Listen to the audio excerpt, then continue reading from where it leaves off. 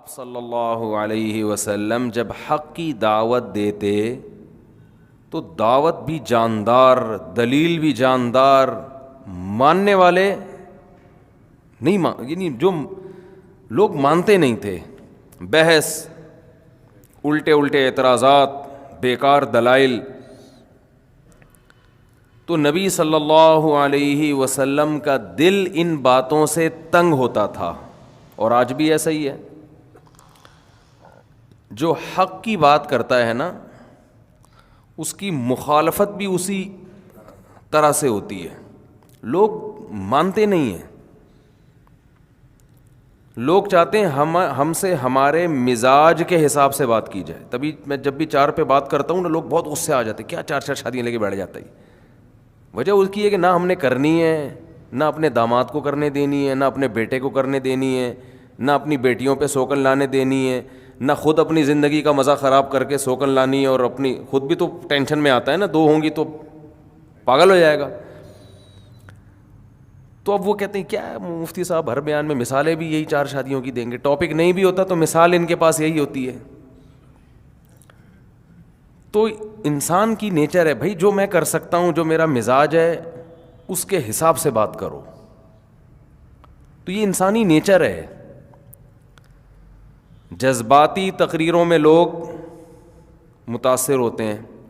مثال کے طور پر آپ کا ایک خاص قسم کا مزاج بن چکا ہے، نعرے والا، ایک دم رونے دھونے والا۔ جیسے محرم میں بعض لوگ اگر ان کو نہ رلایا جائے، کوئی خطیب آ کے ان کو نہ رلائے، تو بعض لوگوں میں، سب کی بات نہیں کر رہا، ان کا پھر یہ اصول ہوتا ہے کہ وہ پھر یہ تو خطیب ہی نہیں ہے، کیونکہ مزاج یہ بن چکا ہے کہ رونا ہے۔ سمجھ رہے ہیں بات کو؟ اب خطیب اگر نہیں رلائے گا تو بھائی تو معلوماتی پروگرام پیش کر کے چلا گیا، رونا تو آیا نہیں، تو وہ پھر اس خطیب کو لوگ نہیں پسند کرتے کہ بھائی مزہ تو آیا نہیں، کیونکہ وہ انہوں نے ایک فرض کر لیا، اپنا ایک مزاج بنا لیا ہے کہ محرم میں کیا کرنا ہے، رونا ہے۔ بعض لوگوں نے بنا لیا مزاج، چاہے وہ شیعہ میں ہو، چاہے وہ سنی میں ہو، چاہے وہ کسی بھی مسلک میں ہو، بھائی رونا دھونا ہے۔ تو اب وہ کوئی خطیب نہیں رلائے گا تو پبلک کو مزہ نہیں آئے گا۔ تو ہم میں سے ہر شخص نے پہلے ایک مزاج متعین کرتا ہے، اس کے بعد پھر جو قرآن کی آیت اس کی تائید میں ہو وہ تو پیش ہوگی۔ جو ہمارے کلچر کے، ہمارے مزاج کے اگینسٹ جو چیز آ رہی ہے اس کو ہم پسند نہیں کرتے۔ مثال کے طور پر رسول اللہ صلی اللہ علیہ وسلم نے جب دعوت کی کہ رشتہ داری جوڑو، اس پہ عرب نے آپ کی مخالفت نہیں کی ہے، کیونکہ عرب کا مزاج رشتہ داری جوڑنے والا ہی تھا۔ وہ فخر کرتے تھے شاعری میں۔ جب نبی نے فرمایا سخاوت کرو، تو یہاں آپ کی مخالفت نہیں ہوئی ہے، کیونکہ عرب مزاجن سخی تھے۔ کسی کنجوس قوم میں سخاوت پر بیان ہو تو وہ تو غصہ کریں گے۔ بھائی بعض قومیں کنجوسی میں مشہور ہیں، آپ نے ان پہ سخاوت پہ بیان کر دیا، وہ کہیں گے یار یہ مولوی صاحب کو نہیں لاؤ اگلے مہینے۔ آپ کفایت شعاری پہ بیان کریں گے، وہ کہیں گے زبردست مولانا صاحب، زبردست خاندانی بیان کیا ہے۔ میرا خیال ہے بات سمجھانا تھوڑا سا مشکل تو نہیں ہے نا؟ بھائی آپ اس میں بیان کریں کفایت شعاری پر، کنجوسی کو لیبل اچھا لگا دیں، کیا نام دے دیں کنجوسی کو؟ کفایت شعاری، کہ تمیز سے پیسہ خرچ کرنا ہے، یعنی ہو وہ کنجوسی لیکن اس کو آپ نام یہ دیں کہ آج پیسہ بچائیں تاکہ کل کام آئیں۔ یہ پاگلوں کی طرح اڑانا اور یہ غریبوں پہ خرچ کر دینا تو خود غریب ہو جاؤ گے، کل بچے مر جائیں گے، یتیم ہو جائیں گے، ایسے یعنی کنجوسی پہ لیبل اچھا لگا کے آپ اس کو کفایت شعاری اور قناعت اور دور اندیشی اور پلاننگ اور ان سب اچھے اچھے لیبل لگا کے آپ بیان کریں گے تو کنجوسوں میں آپ کا بیان بہت زیادہ ہٹ ہوگا۔ وجہ کیا ہے کہ ان کا ایک کلچر ہے بھائی، وہ جیسے میں نے بیان کیا نا جب کہ ذاتی مکان کوئی بنیادی ضرورت میں داخل نہیں ہے۔ میرا یہ کئی دفعہ بیان ہو چکا، اللہ نے بہت پیسہ دیا ہے کہ جب آپ کا کپڑا بھی اچھا ہو گیا، گاڑی بھی اچھی ہو گئی، لباس بھی، خوراک بھی، سارے تعلیم بھی ہو گئی، پھر اگر بہت پیسے پھر بھی بچ رہے ہیں، صدقہ خیرات بھی ہو گیا، تو چلو آخر میں ایک ذاتی مکان بھی ہو جائے، یہ لاس میں رکھو۔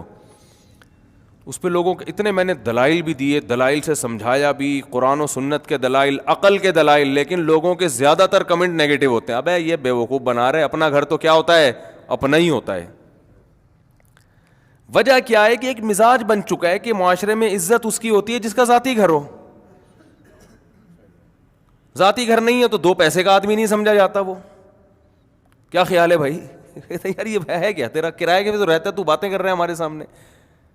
تو مزاج چونکہ بن چکا ہے, لہذا ذاتی گھر کے خلاف بیان لوگوں کو پسند نہیں ہے. تو مسئلہ بہت بڑا, میں بار بار یہی عرض کرتا ہوں کہ اپنے مزاج کو جب تک تبدیل نہیں کرو گے نا, نہ تو سکون ملے گا, نہ اللہ راضی ہوگا, اور نہ اسلام کے جو فائدے دنیاوی اسلام تو اتنا زبردست مذہب ہے کہ آخرت تو بعد میں, دنیا پہلے بنا دیتا ہے.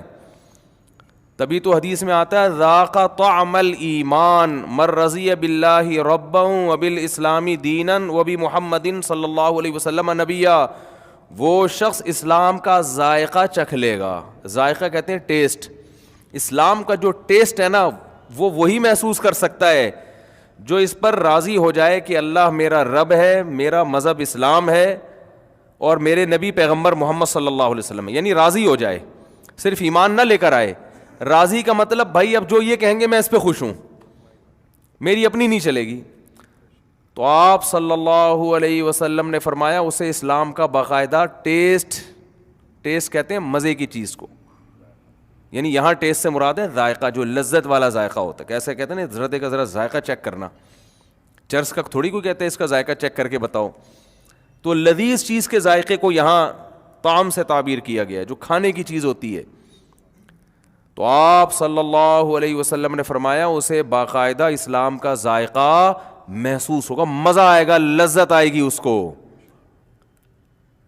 تو جب بھی آپ کوئی, ہاں میں عرض کر رہا تھا کہ آپ صلی اللہ علیہ وسلم نے سخاوت پر جو بات کی, عربوں نے اس میں آپ کی مخالفت, بولو بھائی, نہیں کی. وہ سخاوت پہ فخر کرتے تھے. بہادری کی جب بات کی, عربوں نے اس کی مخالفت نہیں کی. رشتہ داری جوڑنے کی بات کی ہے, عربوں نے اس کی مخالفت نہیں کی. بت پرستی کی بات کی ہے تو پورا معاشرہ خلاف ہو گیا کہ بھئی یہ ہمارے باپ دادا کے بتوں کو برا بھلا کہتے ہیں. یہ بت پرستی کے خلاف آپ گوروں کے سامنے بیان کرو, انگریزوں کے سامنے, انہیں تکلیف بولتے کیوں نہیں بھائی, نہیں ہوگی. حالانکہ وہ بھی غیر مسلم ہیں. مشرکین مکہ بھی کیا تھے, غیر مسلم. انگریزوں کو تکلیف نہیں ہوگی, وہ بت پرست ہیں نہیں, وہ کہیں گے زبردست, ویل ڈن. انگلش میں کہہ دیں گے ہٹو بچوں, جو بھی ان کی زبان میں ہٹو بچوں کا ترجمہ ہوتا ہے. خوش ہوں گے, بھائی زبردست, کیا انسان کو لگا رہے ہو ان چیزوں میں. تو انسان کی نیچر یہ ہے. ہاں پھر نبی صلی اللہ علیہ وسلم کی جہاں جہاں مخالفت ہوئی, ایک بت پرستی کے خلاف جب آپ نے آواز اٹھائی, آپ نے بہت ساری شادیاں کی, عربوں نے اس میں آپ کی مخالفت نہیں کی. یہ تو بعد کے لوگوں کے اعتراضات ہیں, غیر مسلموں کے, اتنی شادیاں. عرب میں کسی ایک نے ذرا سا بھی اعتراض نہیں کیا, ان کے کلچر کا حصہ تھا یہ. کیونکہ بہت سے جب صحابہ مسلمان ہوئے نا, بعض صحابہ, بہت سے تو نہیں, ان کی 10 بیویاں تھیں جو غیر مسلم تھے.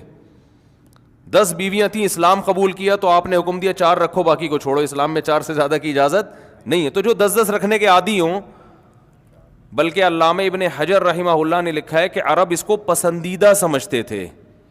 یعنی نبی کا یہ ایک پازیٹو پوائنٹ تھا عربوں کی نظر میں کہ محمد صلی اللہ علیہ وسلم نے ایک ٹائم پہ 9 بیویاں رکھی, اس کو اچھی نگاہ سے دیکھتے تھے.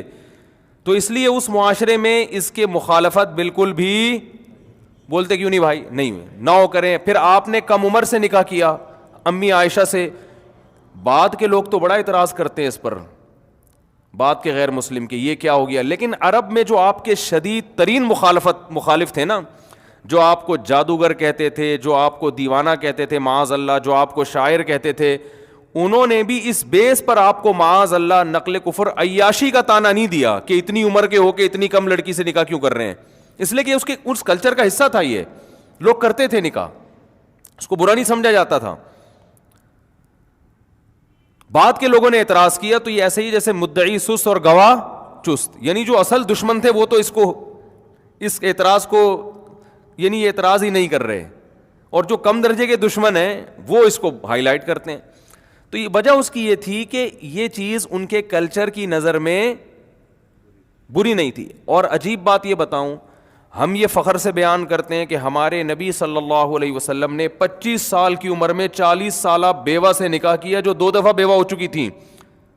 تو یہ قابل فخر ہے اور تعریف کرتے ہیں, لیکن عرب اس پہ تعریف بھی نہیں کرتے تھے, اس لیے کہ یہ بھی ان کے کلچر کا حصہ تھا. نہیں آ رہی میرا خیال ہے بات سمجھ میں؟ یہ بھی ان کے کلچر کا, کم عمر کا نکاح بڑی عمر کی عورت سے, بیوہ سے, وہ کہتے ہیں یہ تو ہوتا ہے, کوئی مسئلہ نہیں ہے. اب کیوں ہوتا تھا ایک الگ ٹاپک ہے, لیکن یہ بھی اس کلچر کا ایک حصہ تھا کہ نوجوان نکاح کر لیتا تھا بڑی عمر کی بیوہ عورت سے. اس کو معیوب نہیں سمجھا جاتا تھا کہ بھائی جو بھی آپس کی انڈرسٹینڈنگ سے کسی کا بھی کسی سے نکاح ہو سکی. تو ہمارے یہاں ہندوؤں میں رہ کے نا بہت ہم لوگوں نے اس معاملے میں تنگیاں پیدا کر کے اتنی امیج ہو اور اتنا قد ہو اور اس قوم کو, اور یہ تو ہمارے اپنے مسائل ہیں, ان کے نہیں تھے یہ مسائل. جہاں جس کو سمجھ میں آ رہا ہے کر لے, کوئی گورنمنٹ کی طرف سے پابندی نہیں ہے. عرب کا پہلے سے ہی زنا کو برا سمجھتے تھے, لہذا قرآن میں جب زنا کی برائی آئی ہے تو اس پہ عربوں نے آپ کی مخالفت نہیں کی, بلکہ یہ چیز نبی کے سچے نبی ہونے کی علامت سمجھی جاتی تھی. تبھی حضرت جعفر طیار رضی اللہ تعالیٰ عنہ جو تقریر کی نا, اس میں نبی کے اوصاف بیان کیے. اس میں یہ بتایا کہ رشتہ داری جوڑنے کا حکم دیتے ہیں, مردار کھانے سے منع کرتے ہیں. عرب مردار کھاتے تو تھے مگر اس کو کوئی اچھا عمل نہیں سمجھتے تھے. جیسے چرس تو پیتے ہیں مگر ان کو پتا ہوتا ہے کوئی پینے کی چیز نہیں ہے. تو اتنی شادیاں نبی نے کی, عربوں نے اس کو برا نہیں سمجھا کیونکہ ان کے کلچر کا حصہ. مگر ایک شادی اپنی پھوپھی زاد بہن سے کر رہے ہیں جو منہ بولے بیٹے کی بیوی تھی اور طلاق ہوئی تھی, اس پہ پورا قریش اٹھ گیا آپ کے خلاف. منہ بولے بیٹے زید ابن حارثہ, ان کی زوجہ حضرت زینب, حضرت زید نے حضرت زینب کو طلاق دی. تو یہ منہ بولے بیٹے یعنی لے پالک بیٹا ہے. منہ بولا کا مطلب لوگ بچہ اڈاپٹ کرتے ہیں نا, پالتے ہیں. تو آپ صلی اللہ علیہ وسلم نے حضرت زید کو بچپن سے پالا اور اپنا بیٹا کہا کرتے تھے ان کو. تو ان کی زوجہ کو جب طلاق ہوئی ہے تو آپ نے ان سے نکاح کر لیا. اس پہ عرب نے ایک طوفان کھڑا کر دیا. کیوں؟ اس چیز کو ان کا کلچر قبول. بولو نا کیا ہو گیا بھائی؟ یہ میں واقعات نہیں سنا رہا, میں اپنی قوم پہ فٹ کر رہا ہوں. آج بھی مارکیٹ میں یہی چل رہا ہے, مسلمانوں میں یہ چل رہا ہے. غیر مسلم کو تو آپ نہ روئیں, وہ تو مانتا ہی نہیں اسلام کو. جو مانتے ہیں نا ان کو بھی وہ والا اسلام چاہیے جو ان کے گھر میں چل رہا ہے, جو ان کا مزاج جس کو مانتا ہے. اگر اس کے ہٹس کے کوئی بات کرو گے لوگ مولوی کو ہٹاؤ یہاں سے, بھگاؤ یہاں سے, یہ پتہ نہیں کیا بیان کر رہا ہے. تو ایک طرف 9 شادیاں برداشت ہو رہی ہیں, 11 شادیاں, اس پہ کوئی اعتراض نہیں. 50 سال کی عمر میں 9 سال کی بچی لڑکی سے نکاح ہو رہا ہے جو بالغ ہو چکی تھیں. ہمارے عرف کے لحاظ سے تو وہ بچی ہی سمجھی جاتی ہیں نا, لیکن امی عائشہ 9 سال میں بالغ ہو گئی تھی اور لڑکی 9 سال میں بالغ ہو سکتی ہے. لیکن 9 سال میں اگر لڑکی بالغ ہو بھی جائے تو ہمارے عرف میں 50 سال کا نکاح 9 سال سے ہو تو ایک طوفان کھڑا ہو جائے گا کہ نہیں ہو جائے گا. لیکن عرب اس پہ بھی اعتراض نہیں کر رہے, آپ کی 11 شادیوں پہ بھی اعتراض نہیں کر رہے, 40 سالہ بیوہ سے نکاح کو اپریشیٹ بھی نہیں کر رہے. کلچر کا حصہ ہے. جہاں آپ نے اپنی منہ بولے بیٹے کی بیوی سے نکاح کیا, پورا عرب آپ کے خلاف کھڑا ہو گیا. اتنے اعتراضات کہ یہ تو اپنی بہو سے شادی کر رہے ہیں. کیونکہ عرب میں جو جس کو بیٹا بنا لیا جاتا تھا اس کو حقیقت میں بیٹا سمجھا جانا شروع کر دیتے تھے اور کہتے تھے اس کی بیوی اب بہو بن گئی ہے. بہو سے طلاق کے بعد بھی نکاح نہیں ہو سکتا اسلام میں نا. آپ کا بیٹا اگر اپنی بیوی کو طلاق دے دیتا ہے تو بھی آپ اس سے شادی نہیں کر سکتے. اس پہ اتنا پروپیگنڈا ہوا ہے کہ آپ صلی اللہ علیہ وسلم خوف زدہ ہو گئے اور آپ کا ارادہ ہوا کہ میں یہ نکاح نہیں کرتا, کیونکہ بہت زیادہ گویا کہ بدنامی ہو رہی ہے. یعنی اس عمل کو بدنامی سمجھا جا رہا تھا. نبی کی تو بدنامی نہیں ہو سکتی, لیکن وہ سمجھ رہے تھے کہ اس میں بدنامی ہے. تو آپ نے یہاں تک ارادہ کیا کہ میں یہ نکاح نہیں کرتا, کیونکہ فرض تو نہیں ہے نا بھائی, کوئی فرض تھوڑی ہے, لیکن اللہ نے آپ پہ فرض کر دیا, فرمایا آپ کو کرنا پڑے گا. اس لیے کہ آج اگر ان کے ساتھ کمپرومائز کر لیا نا تو لوگ یہ سمجھیں گے کہ جو حقیقی بیٹا اور منہ بولے بیٹے میں کوئی فرق نہیں ہوتا.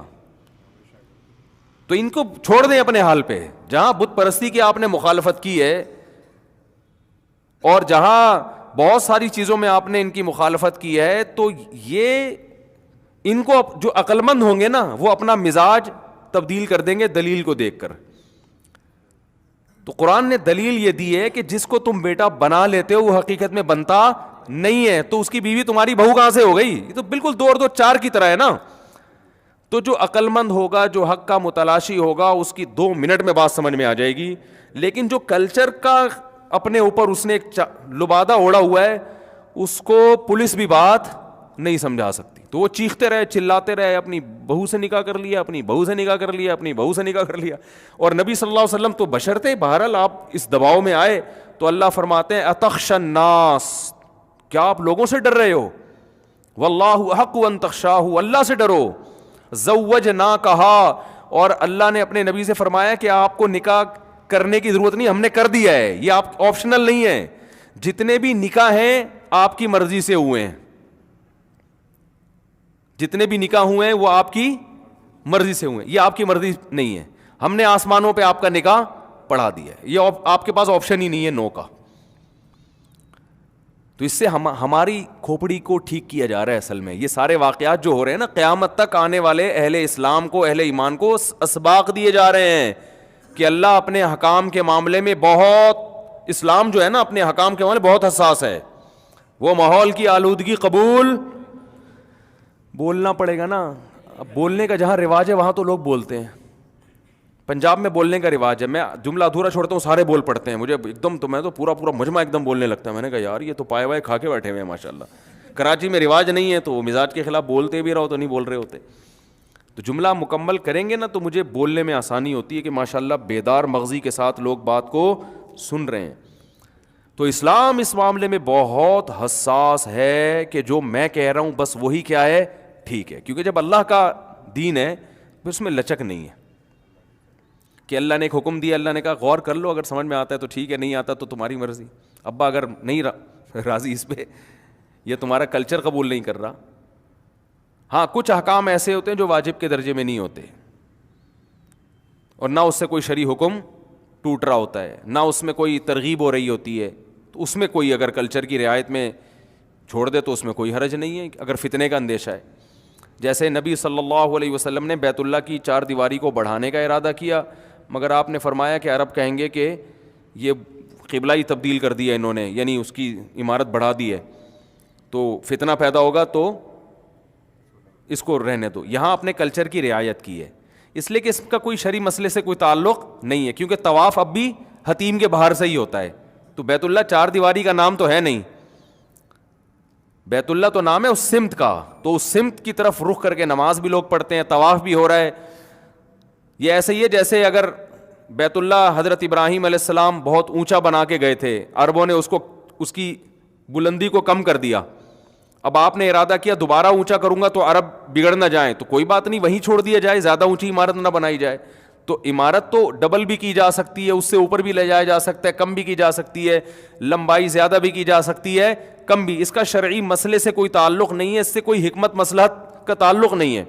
جبکہ نکاح ایک ایسی چیز ہے کہ کل 10 لوگوں کو ضرورت پڑ سکتی ہے کہ کسی کو بیٹا بنا لیا, بیوی کو طلاق ہو گئی, تو وہ خام خواہ میں فرض کر کے بیٹھ جائے گا یہ میری محرم ہے. حالانکہ محرم نامحرم کا اسلام کا ایک بنایا ہوا اصول ہے, اسلام اس میں کلچر کی مداخلت پسند نہیں کرتا. ورنہ آج ہر آدمی نے انٹیوں کو اپنی بہن بنا کے دوستی لگائی ہوئی ہے, ایسا ہے کہ نہیں ہے؟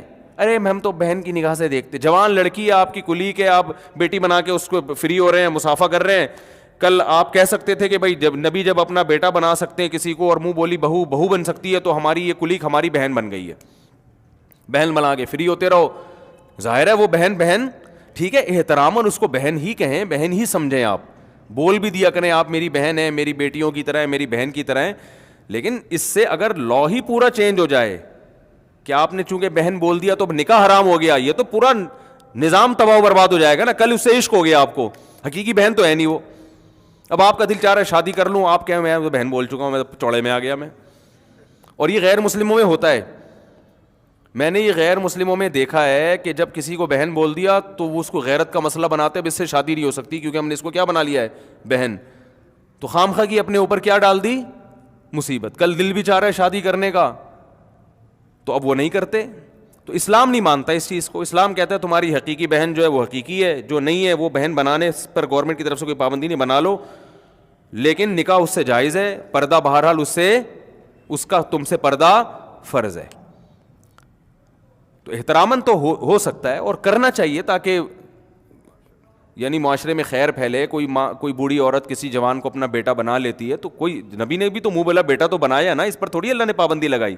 لیکن اب وہ وراثت میں بھی اس کا حق آنا شروع ہو جائے اور اس سے پردے کے, کیونکہ جب کسی عورت نے آپ کو اپنا بیٹا بنا لیا تو ٹھیک ہے, اچھی بات ہے, یہ جائز ہے, اس میں کوئی حرج نہیں ہے, لیکن وہ منہ بولا بیٹا ہی ہوگا. اب یہ نہیں کہ اس کی دوسری بیٹیوں سے آپ کا پردہ ختم, کہ جب یہ بیٹا ہے وہ بیٹی ہیں تو یہ وہ بہن بن گئی, یہ کیا بن گئے بھائی. تو جہاں شریعت کا حکمتیں فوت ہو رہی ہیں, مصلحتیں فوت ہو رہی ہیں, وہاں اسلام کلچر کو فالو کرنے کی اجازت نہیں دیتا.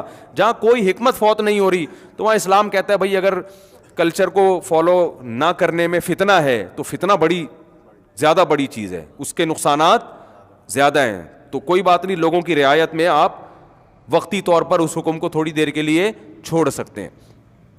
تو اصل جو میں بات عرض کر رہا تھا وہ یہ عرض کر رہا تھا کہ اختلافات اس بیس پر ہوتے ہیں کہ ہم لوگ اپنا ایک دماغ میں اپنا ایک مزاج بنا لیتے ہیں, اس مزاج پہ اگر کوئی آپ کے مزاج کے خلاف بات کرتا ہے تو وہ دلائل کو نہیں دیکھا جاتا.